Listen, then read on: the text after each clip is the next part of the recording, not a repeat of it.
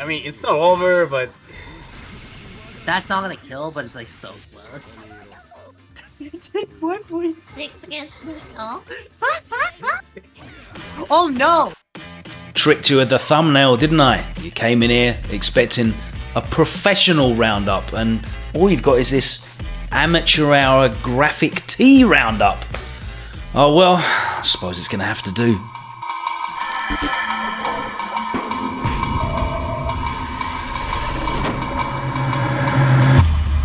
The fighting game community was back in Puerto Rico for First Attack this past weekend.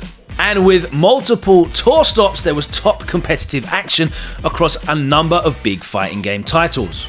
With Tekken 7 being near the end of its tour for this year, points were massively important, and that saw Tibetano fly out from Spain to compete in Tekken 7.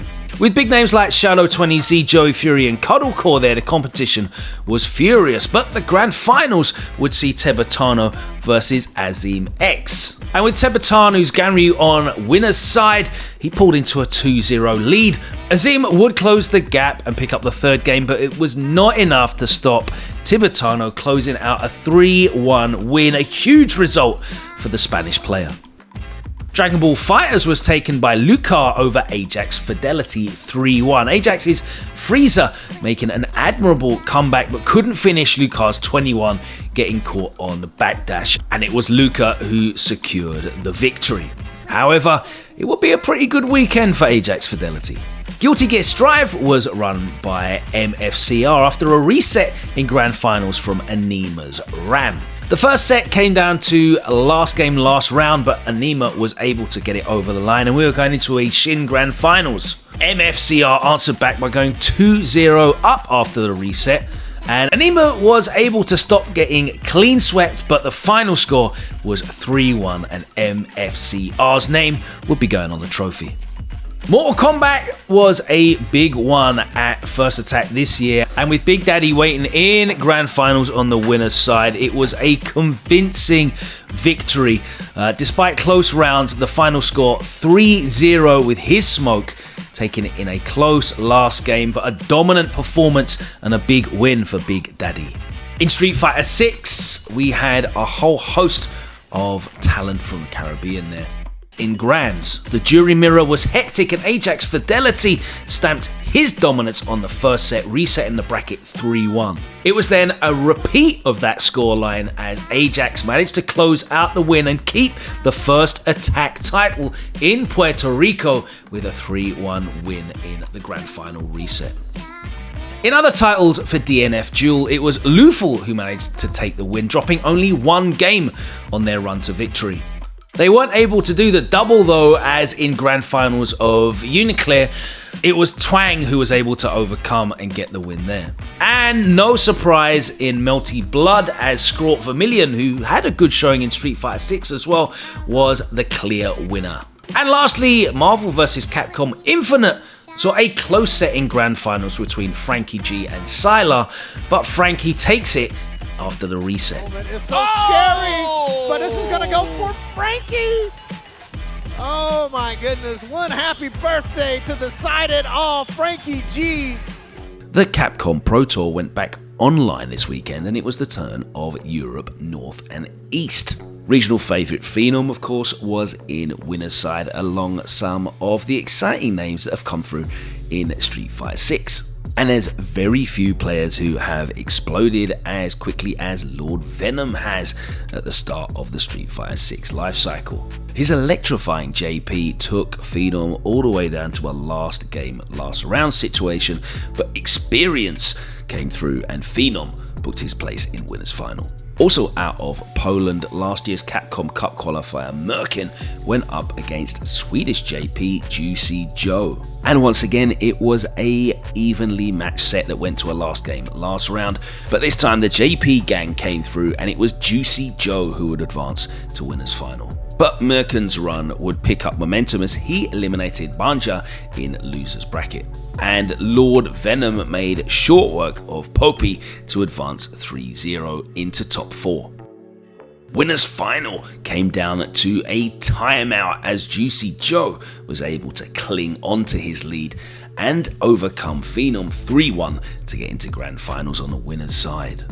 Back into the losers bracket, and Mirkan would be facing Lord Venom.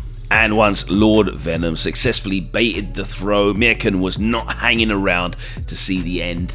He exited stage left, and it would be Lord Venom who would advance to losers final for the run back against Phenom. But to the surprise of many, he made an interesting choice. After taking Phenom to the wire with JP, a character that he has really made a name for himself as one of the premier JP players in the region, he switched to Aki. And it proved to be a losing choice that he stuck with all the way through, as it was a 3-0 clean sweep for Phenom that saw Lord Venom bow out, and Phenom advanced to the grand finals for that run back against Juicy Joe. Phenom was ready with the stand roundhouse punish on the down forward fierce, and he took him all the way to the corner with the level 3, but Juicy Joe was not ready for the drive impact, and Phenom got the bracket reset 3-1. Drops the last combo, gets the throw anyway. And it was an action replay in the grand finals, as the score was once again 3-1 to Phenom. Despite the hiccup in winners final, it was business as usual for Norway's most consistent player, who booked his place at Capcom Cup. Hey guys, what's going on? It's Logan Sama here, just taking a quick break to thank all of the people that make the Roundup possible. Thank you so much to the guys that put in a lot of work collecting these clips. This week we got Rexu and Keno, and as well thank you to Sir and Lazarus, who help often as well. Big up to Nick V, doing the Lord's work with the editing, making this thing look polished every week. Thank you very much, sir.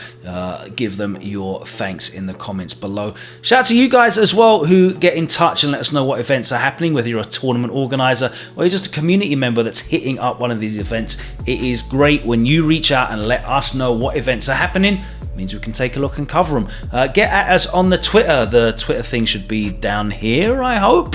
It's reversal_GG. Anyway, if you're not following us, give us a follow. You'll find out all kinds of cool information and stuff we've got coming up. Thank you very much as well. If you're already subbed to the YouTube channel, smash that like button below. Give us a bump on the old algorithm so people can find us and interact with our content. And lastly, I want to plug the UFA, the Ultimate Fighting Arena. We're going to be there. It's the biggest event in Europe for the FGC, and it's happening at the end of November. Tickets are available right now for you to purchase, and they're covering pretty much every fighting game you could hope for there this year. Check out UFA_gaming, and you can find out information about your tickets for entry and signing up to tournaments as well. You've only got just under a month. We'll see you there in Paris though at UFA. Right, that's enough plugs. Let's get back into the tournament action.